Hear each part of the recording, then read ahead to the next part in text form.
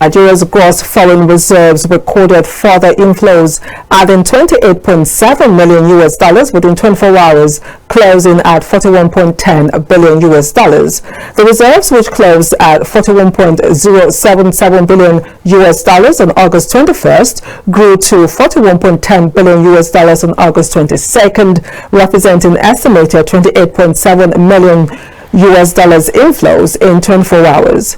The current update shows the reserves have continued to rise and is expected to also support Naira stability. The CBN Governor, Olayemi Cardoso, says the reserves, which are currently at 4-year high, could provide up to 10-month cover for imports. The Naira also closed at 1,542 Naira to a US dollar at the parallel market, stronger than 1,550 Naira to a US dollar it closed last week. However, at the official market, the Naira exchanged at 1,535 Naira to a US dollar, stronger than 1,540 Naira to a US dollar at the start of last week. According to data from the Central Bank of Nigeria Reserves Movement Chart, the gross foreign reserves stood at $41.07 billion on August 21st. Recall that the reserves earlier hit $40.72 billion on August 13th, driven largely by rising forex inflows and marginal increase in crude oil output. Acting High Commissioner and Consul General of the Republic of South Africa, Bobby Morrell, has said South Africa imports more than 70% of its oil from Nigeria. Speaking at the Outward Selling Mission program in Lagos, Morrell says Nigeria leverages South Africa's strategic geographic location as a hub to distribute oil and other products across the southern African region, including Botswana, Mozambique, and Lesotho. The program, hosted annually by South Africa's Department of Trade, Industry and Competition, returned this year after a 3-year hiatus due to the COVID-19 pandemic. According to Morrell, the event aims to revitalize economic ties, resuscitate existing markets, and explore new areas of collaboration. A diverse delegation of South African businesses participated, spanning engineering, infrastructure, manufacturing, healthcare, mining, agriculture, and agro-processing. Monroe also emphasized that beyond oil, there are wide-ranging opportunities for cooperation, including road rehabilitation, housing construction, and technology exchange. He stressed that Nigeria and South Africa, two of Africa's largest economies, must lead the continent's push for industrialization and strengthen trade under the African Continental Free Trade Area framework. The acting Executive Secretary of the Nigeria-South Africa Chamber of Commerce, NSACC, Ike Ejimofo, explained that the forum gives Nigerian entrepreneurs direct access to South African business leaders, fostering partnerships, technology transfer, and sectoral growth. In a bid to enhance customer satisfaction and operational efficiency, the Nigeria Civil Aviation Authority, NCAA, has officially launched its first integrated service charter.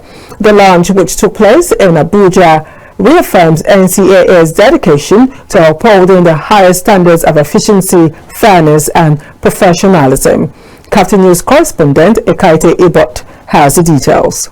SEBICAM was established in 2004 by the federal government of Nigeria after a special presidential retreat on service delivery with the ministers, special advisors, and chief executives of major extra-ministerial departments and parastatals.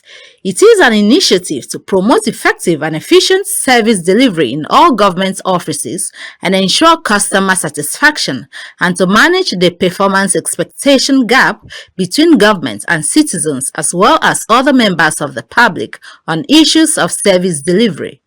21 years later, NCAA has designed and adopted a holistic charter that brings all its services, standards, and commitments under one unified framework. The Director General, Civil Aviation, Nigeria Civil Aviation Authority, Captain Chris Najomo, who was represented by the Director of Operations, Licensing and Transparency, NCAA, Captain Donald Spieth, said the unveiling of the document serves as a commitment between the NCAA and the people and organizations it serves. Since the federal government directed ministries, departments, and agencies, NDAs, to establish Savicom units in 2024 in a bid to ensure that Nigerians get quality service from its government. NCAA has been struggling to develop and implement a proper service charter. I am pleased to announce that today the struggle is over as we launch our first integrated service charter. Today is not merely the unveiling of a document, it is the public declaration of a covenant, a solemn commitment between the NCAA and the people and organizations we serve. This charter stands as a clear statement of our service standards. Today, we take an important step forward in our ongoing mission to ensure transparency, accountability, and excellence in the services we deliver. The Integrated Service Charter is more than a document. It is a public promise. Earlier in his remarks, the Savicom and Donal Officer NCA, Jock Shock, said the document is a pledge to offer seamless and transparent service to all stakeholders in the aviation sector. Today, we are not only witnessing a milestone in the annals of Nigeria Civil Aviation Authority, we are also stepping boldly into a new era of integrated, accountable, and citizen-focused service delivery. For the first time in 21 years, our organization has come together to design and adopt a holistic charter that brings all services, standards, and commitments under one unified framework. This integrated service charter is more than just a document. It is a pledge, a living testament to our resolve to offer seamless, responsive, and transparent service to every stakeholder and member of the public who depends on our services. By launching its first integrated service charter, the NCAA has not only reaffirmed its commitment to upholding the highest standards of efficiency, but has raised the bar for itself and set a new benchmark for the aviation sector and the broader public service. Ekaite Ibot, service delivery. For the first time in 21 years, our organization has come together to design and adopt a holistic charter that brings all services, standards, and commitments under one unified framework. This integrated service charter is more than just a document. It is a pledge, a living testament to our resolve to offer seamless, responsive, and transparent service to every stakeholder and member of the public who depends on our services.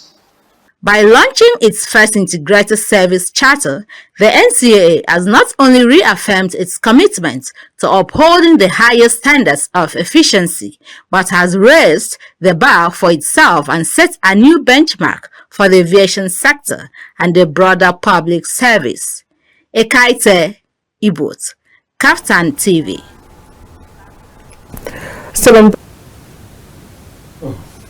Well, that was from the business news. Apologies for certain mishaps there, and we're still going on anyway. It's all part of the program. And at a time like this, we will be getting into talking about this thing that we have. As I said, the topic has to do with agriculture.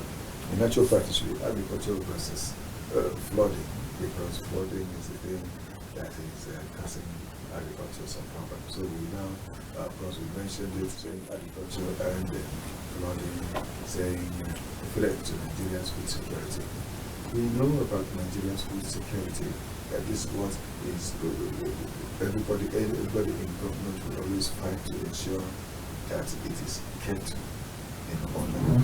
Talking about the food security, it gives you the ability to think about producing food from the food processing producing areas, especially areas that we know, like one that is referred to as food basket, that is food baskets, that is the state that somebody that is also part of the program today is from, and we're talking about all that. Incidentally, I don't know, when these floods come the way they come, they cause so much trouble. We want to discuss that. How would it, what can happen to seize this problem that led to that is coming to food or coming against food security, that is flooding. And my guest here is Richard ORIRI.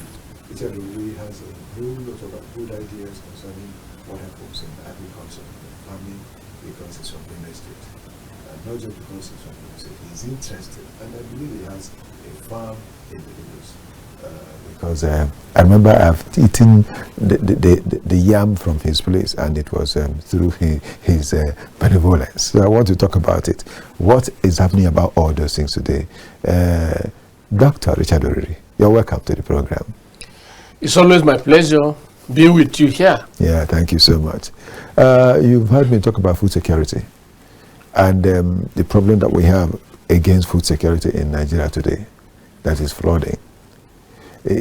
I wanted to ask whether it is man-made or it is natural, but the way it is looking, it doesn't even look like it is just natural, because I am thinking, you need to correct me if I'm not right, that there are things that should be done that have not been done, and as a result, the flood has come and taken over. What do you think, sir? Yes, like you said, flood is a natural disaster. Yeah. It's a natural disaster. And it has its own season. And the season is always a rainy season. And in Nigeria, because majority of our farmers, they believe in subsistence farming.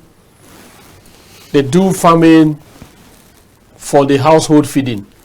And because of that, they don't do it round the clock. They do it seasonal.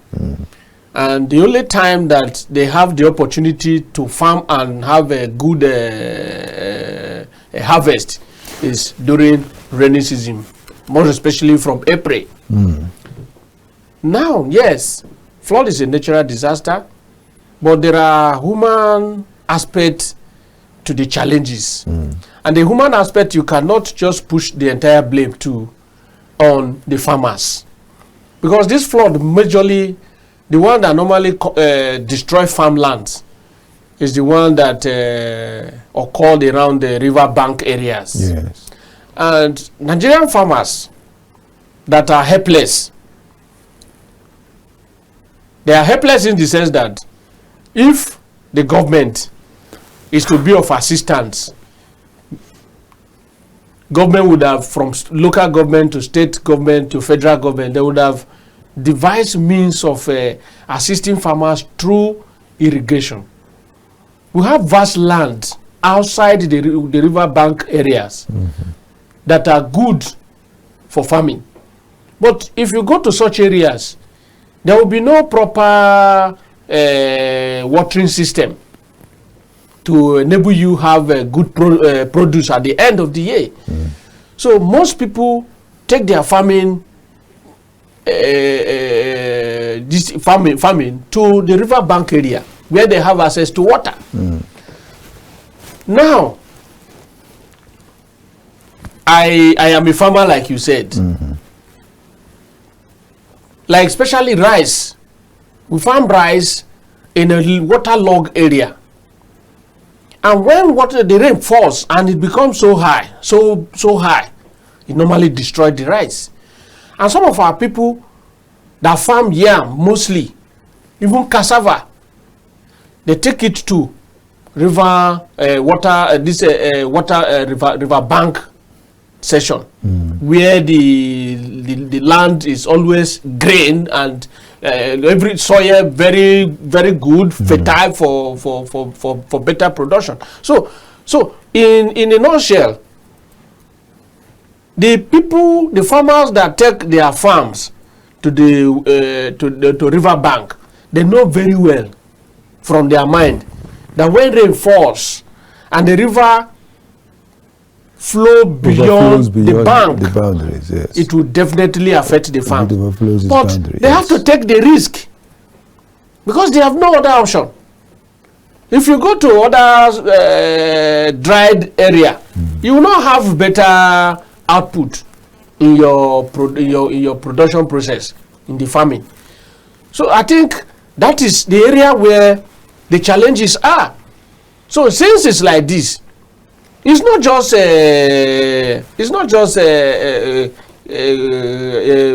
what is it, flooding, okay, that is the challenge to food security in the country.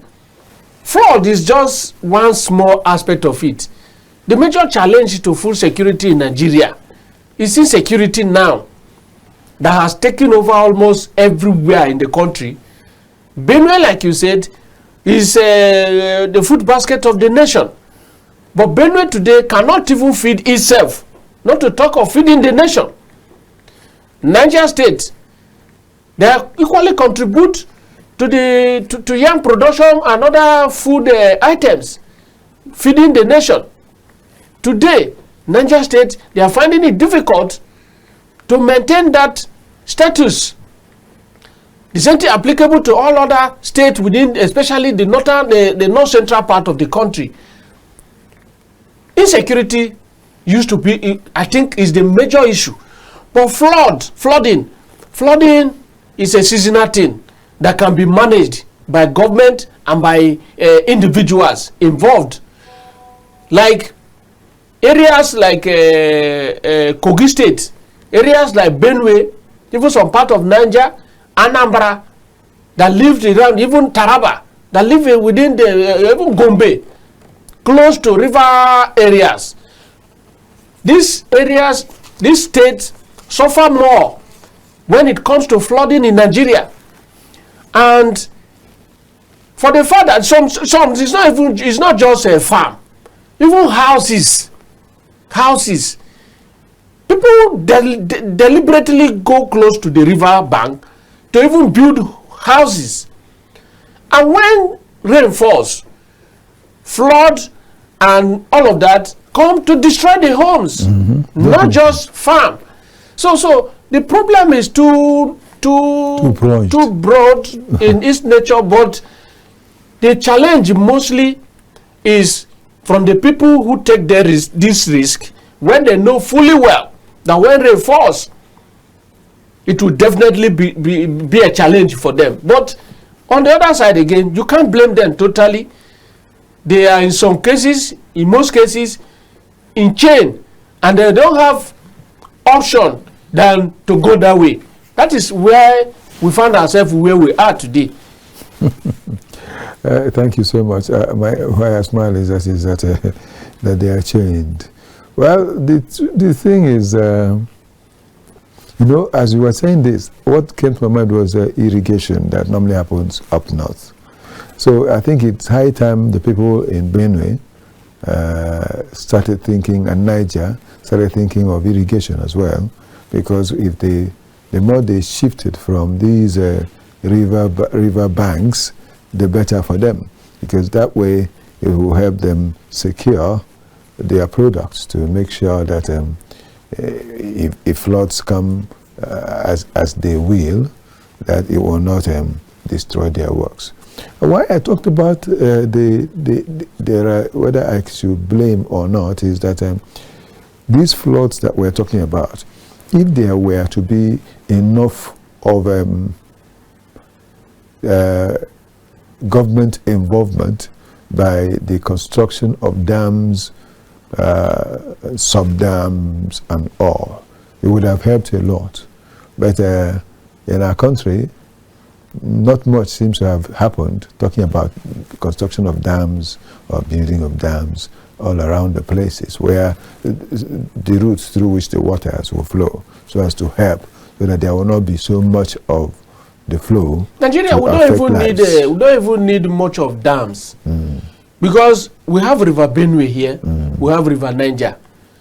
There are these two rivers, they are too large to accommodate any overflow during rainy season. But they need to be dredged. But not just the dredging. The challenges, the human beings who farm along the water channels and human beings who deliberately build their houses on water channels. Okay.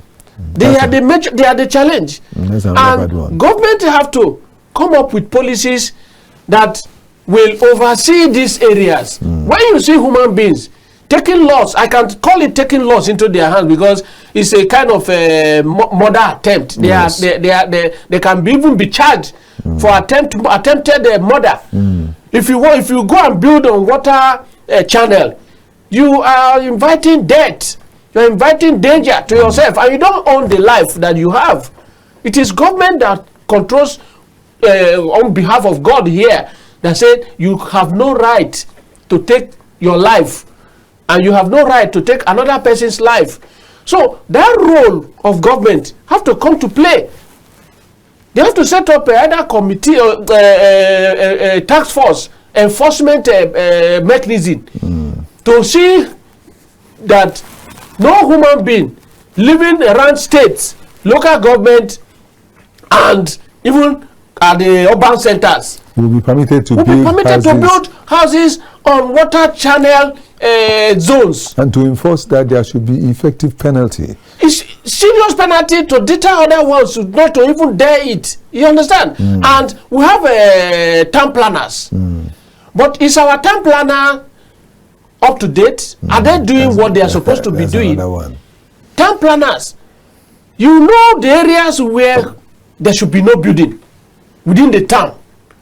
You know areas where nobody should go near, go close. And from the city center, you put the water channel proper, like drainage system. When frame falls from the city, water will just go through it and straight to the rivers. Like River Benue, River Niger, and some other tributary rivers around our communities. Then those ones will just be the channel to taking this water from even the local communities to these bigger rivers. Yes. You understand? That reminds me of such that was built in Anambra many years ago. It's called Sakamori, you know. It's so large and so wide that it can even contain a house. And it goes straight into the River Niger. Straight? From off Okechukwu Road. And everything that comes all around there gets into that Sakamori and straight it goes to the River Niger. It's so wide. And so it makes it easy that you can hardly say that there is flooding over there because there is a way for it to go and it has a place to go. It's even the ones that are close by that side, the Obaru local government. They are the ones that even suffer it. Not that Onitsha, where it should have happened. Because many things can be attributed to it, like a population explosion. Population explosion that is forcing people to build, to expand, anywhere to be anywhere, and then poverty as well. Yes, in most of the lands around the city centers, the poor people cannot afford to buy even 50 by 50 to build their houses. So you cannot use that opportunity, the opportunity, that avenue. That means to have excuse of going to where nobody have interest. Then you go and chain yourself there, awaiting any danger. That's very, very dangerous. It's extremely dangerous. It's from a what problem. we are saying here, there is need for government to look into this seriously and see what can happen. We'll still continue because but then we have our news beat. We also have the stock exchange talk that we'll share with you briefly before we return to continue with this discussion. And in the course of our returning, we will also bring in ABDULAZIZ IDRIS that I had earlier mentioned, that is part of this program today. He is an entrepreneur, and a human. In fact, let him come. We'll talk about that. But let's look and see. If we have our news bits, can we have them now? The Dangote Petroleum Refinery has the capacity to supply the diesel and aviation fuel needed in West Africa and Central African nations, S&P Global Commodity Insights has said. At a webinar organized by the Major Energies Marketers Association of Nigeria, an official of S&P Global Commodity Insights, Gary Clark, stated that the refinery has exported a large quantity of diesel and jet fuel to West and Central African countries. According to Clark, the region used to depend on importation before the Dangote refinery came on board, saying this has changed since last year when the facility started producing petroleum products. Prior to the tramping up of supply at the Dangote refinery, West Africa was very much reliant on imports from Europe and elsewhere. But now, obviously, with the Dangote refinery coming online, we see a lot of gas oil or diesel and jet fuel exported from the refinery, meeting West African and Central African demands. More than enough jet fuel has been exported to supply both the region and also more far-flung destinations as well, Clark said. However, it was stated that the Lome Togo port has become a major route for fuel importation. The Director General of the Nigerian Maritime Administration and Safety Agency, NIMASA, Dr. Dayo Moberloa, has emphasized the critical role of professionalism in engineering practice as a foundation for Nigeria's maritime and blue economy development. Moberla made this remark while receiving the leadership of the Nigerian Society of Engineers led by its president, Engineer Margaret Aina Ogontala, during a courtesy visit to NIMASA management in Lagos. He underscored the importance of engineering expertise in advancing Nigeria's maritime infrastructure and assured the NSE of NIMASA's commitment to closer collaboration in line with the federal government's renewed hope agenda and the Blue Economy mandate. In her remarks, Engineer Oguntala highlighted the NSE's alignment with the Blue Economy Initiative, noting that the Society's vision complements government efforts to harness the vast opportunities in Nigeria's marine and maritime sectors. She expressed confidence that strengthened cooperation between NSE and NIMASA would foster innovation, enhance infrastructure development, and contribute to sustainable economic growth. The meeting concluded with both parties pledging to deepen collaboration for the benefit of the maritime sector and Nigeria's economy at large. Nigeria's crude oil exports to Asia may face increased competition following South Korea's $100 billion commitment to purchase U.S. energy over the next 4 years, a deal sealed during President Lee Jae-myung's state's visit to Washington. South Korea is already the largest Asian buyer of U.S. crude, with imports currently at 460,000 and 470,000 barrels per day, a pace that translates to about $12 to $14 billion annually. At this level, Seoul has already secured half of the pledged volume, suggesting that its reliance on the U.S. origin barrels will deepen over the coming years, according to oilprice.com. For Nigeria, which counts South Korea as one of its key Asian crude buyers alongside India and Indonesia, this trend raises concern about market share.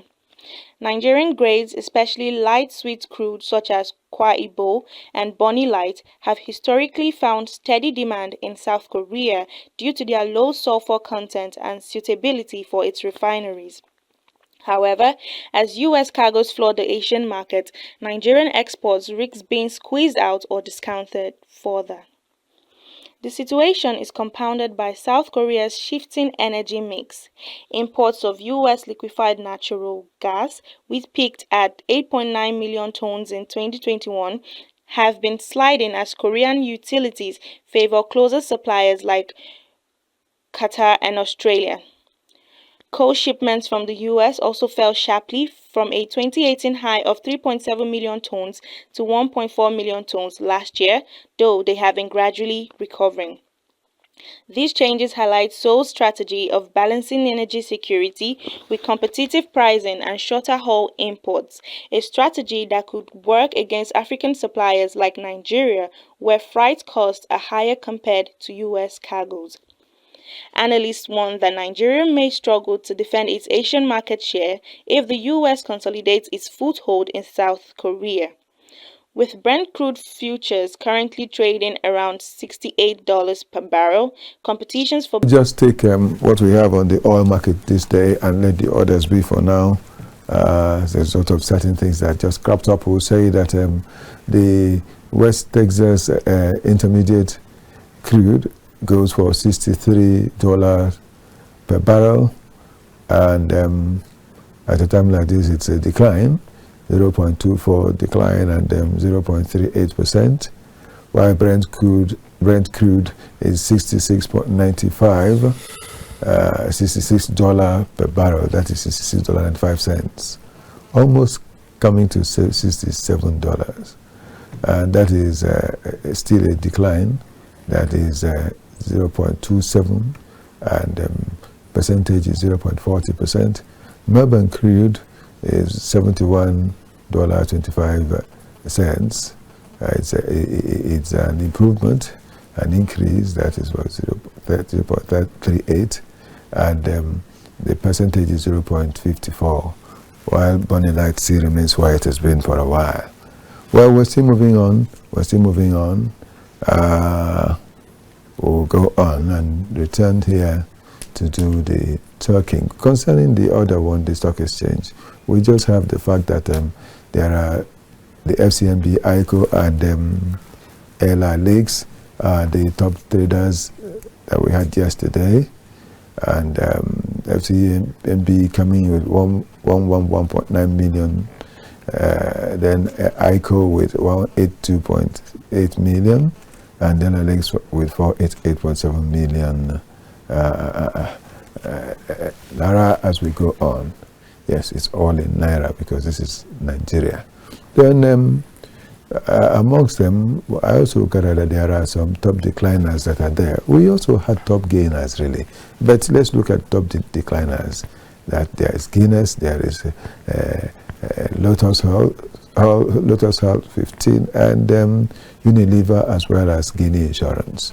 And they are all on the bearish mood this time. Now, of course, that's why they are decliners in the first place. And those on the bullish are the gainers, but we'll not be able to mention all of that today. We'll just let it be and return to our discussion table. Please do bear with us. We'll go on to perfect everything as we go on. Let me say again, welcome. Well, among my guests, as I did say, we do have ABDULAZIZ IDRIS, and he is the convener of the Abuja Traders and Entrepreneurs Roundtable. So we'll say he is also the chairman of the disects Traders Association. That's why I say he's a human resource manager. Then he's also an entrepreneur, of course, in the first place, a trader. I want to know how he feels, or how they feel, this same flood as it's affecting agriculture in Nigeria. That's the essence of his being here today. ABDULAZIZ, good to have you on the program again. Good morning. Welcome. We will be asking you, how do you see it, the flood that's affecting agriculture? At the end of it all, it gets to the market. Yeah. Tell us about that side of the story. How do you see it? Yeah, you see, when things happen like this, definitely it will affect the chain and cycle of both supply and distribution. Yes. One major problem we face today is the flooding. We have been seeing flooding in Benue State, Zamfara State, Jigawa State, Niger State. Niger State. I mean, even now that Nigerian Meteorological Agency were even telling us that about 19 or 14 states will be affected within this August and September. What we are seeing is that when you look at the pumps these days, especially where the polluting pass, you find out that billions of naira have been lost due to this flooding. And at the remaining agricultural produce that are going to be harvested, these are the ones we are going to have coming to the market. Meanwhile, don't forget, definitely there could be shortages in the supply of those foods to the market for consumptions to direct consumers. So now at this point, what we are looking at now in the market right now, as I'm speaking to you, it's time to harvest. New harvesting farm produce supposed to be coming into the market, but because of the flooding, some of the roads that even people can go in to carry those items to the market has been completely broken. You see, in some areas you see that bridges were broken, roads have completely been washed away.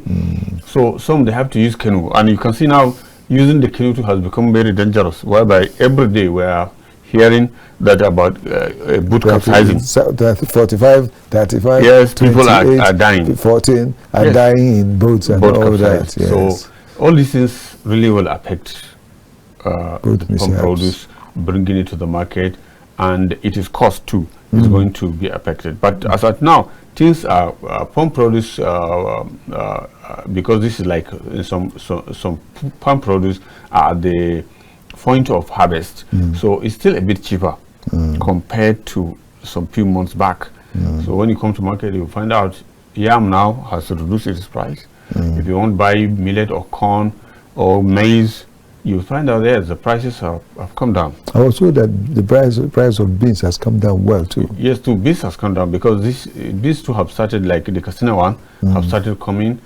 Some part of Zamfara have started harvesting it, and even some part of Yobe, I think, and around Taraba, some of it has been in harvest. So once there is harvest, definitely you expect the prices of this to come down.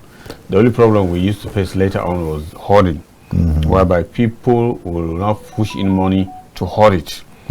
But when they hoard it, that's when the prices keep jumping off and down. Before you know, it will, instead of keep going down, it will be going off. This is what is going to really affect the whole Nigerians. In fact, it will even affect neighboring countries, because Nigerians' food, don't see it as, no matter how short we complain it is, we are still the one feeding some nations around us. All around us. Yes, of course. Like these beans, like that rice, wheat, and others. No, not wheat, but at least beans and some other produce. Yam particularly is only a Nigerian produce. Any country that you see that doing yam, Cameroon, they are not. They got their seeds from Nigeria. Even the one they say Ghana yam in America, it's Nigerian yam that was what do you call it, exported to Ghana, and from Ghana it went because they are having problem exporting the things Nigerian product from Nigeria. It's so Nigeria they transfer to Ghana. From Ghana, they go and they say it's we Ghana, are the central producer. We are the topmost producer when it comes to yam. Anything tubers, the Nigerian soil is good. Look at, for example, cassava. Look at, for example, cocoyam. Look at, for example, potatoes. Potatoes, yes. We are very good in that. Our land and our soil is very fertile. Irish and the other even Irish. Even Irish. There are countries that even if you put it, it won't work. It won't survive. But let me tell you, even the same tubers materials that you are talking about, all this in any part of Nigeria that you go and put it on the soil, it will germinate, and before you know, it will bring seeds and produce. So God has blessed Nigeria, really. Yes, but then the flood is causing Nigeria more problem than anything else. Because I was discussing with him. But flood, flood is nature. What has to do with it? Yes. Flood is nature. So if something is natural, the only thing you can do is you can do your own humanly, technically. For example, like last year when the Alau Dam broke down in Maiduguri, in Yobe, Borno State. What the federal government is trying to do was, first of all, they need to curb the inflow of the water so that it will not affect cities and towns. But the next thing is, after they finish that one, you see, the flood areas where we have problem was that once there is flood is gone. So now the next thing was for both state governments, area council and whatever, to harvest those areas using irrigation. That irrigation, because the water is still not far away from the soil. Yes. If to say they can inject in money and machineries, we could be different. flooding sometimes can be turned to a blessing if really our government and us too together we join hands together to make it possible. It's very, very possible. There are countries like Malaysia, Thailand, and whatever. Brazil, Vietnam. Even I saw the two house flooding just recently. Sometimes after the flooding goes, they use the water that remains on the soil. That's what they use to harvest rice, to harvest so many things. So it can be turned into a blessing. This is nature. There's something you can do about nature. Sometimes you can only do your own.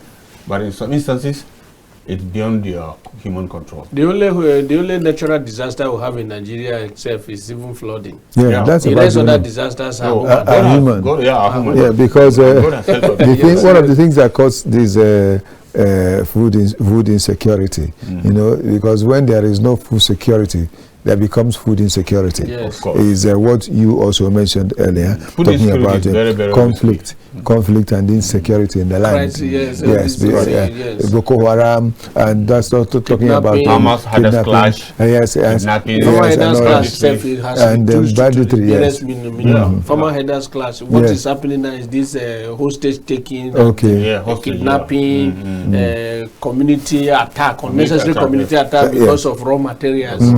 The raw materials on the ground. That kind of fight. Like it has happened in Zamfara, and even a bit of this that happened last in Benue State, that town. Where they go to harvest uranium. Yes. And so as a result, they had to do a lot of things to cause confusion, so that everybody will go for them to do what they want to do. These are the things that would keep fighting against food security in Nigeria. So let the government see the best they can do, even as there are suggestions that have been made for the people also to look into, on the side of government, see what you can do to use that situation in the interest of the nation. And then for the individuals, do the best you can to avoid the things that will cause you problem when there are floodings around you. Just as you said, building in areas that are not supposed to be built and all that. Water channels. Blocking waterways. Blocking waterways and channels. Okay. Because when we look at it, I said that it's something that causes serious problem for a threat to the nation. So is it not right for me to say that it is posing a serious threat to the land or to the nation? It's a national security problem. Anything that has to do with food insecurity is national security challenge. And government have to come in to resolving the issue immediately. And the area government can come in, like my brother ABDULAZIZ said. Government have to come in the area of irrigation. Some of these farmers that take their farm to river bank areas, they can stop it if there's irrigation.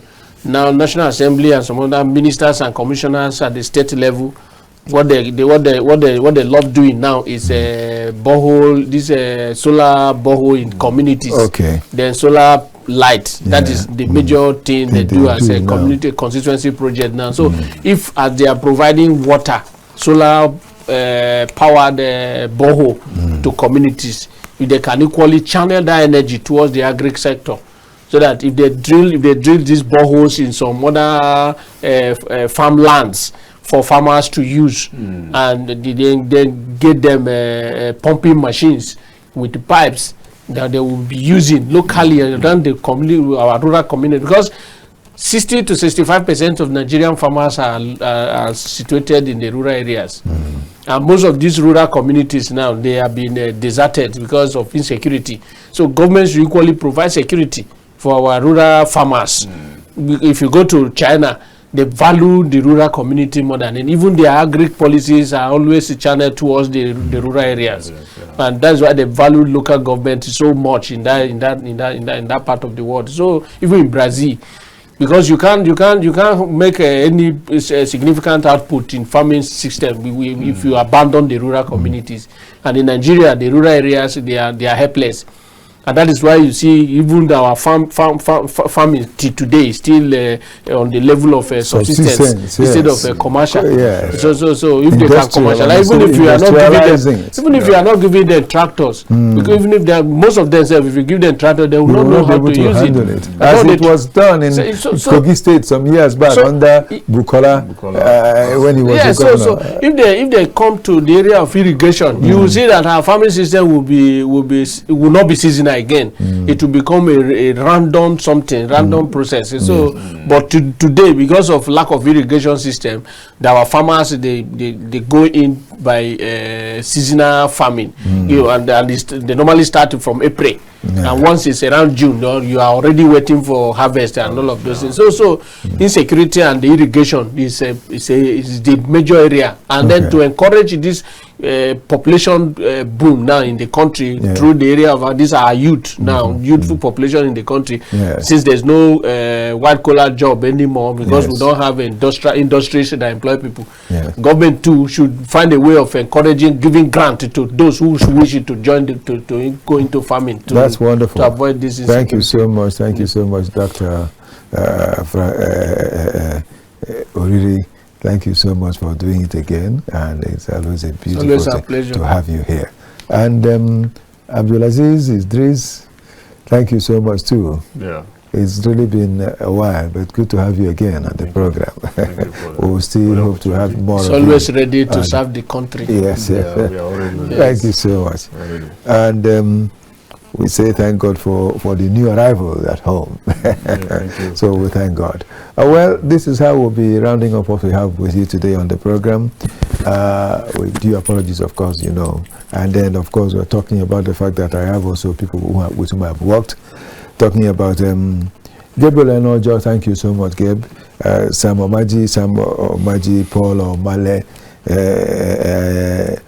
Gabriela, Kelvin Ogu, thanks for the voicing. And Ian Yogoji, Chidera Obu, and I want to say to Gani, the editor, thank you too. Victor Chizea has been there, and Felix Akinjakula also.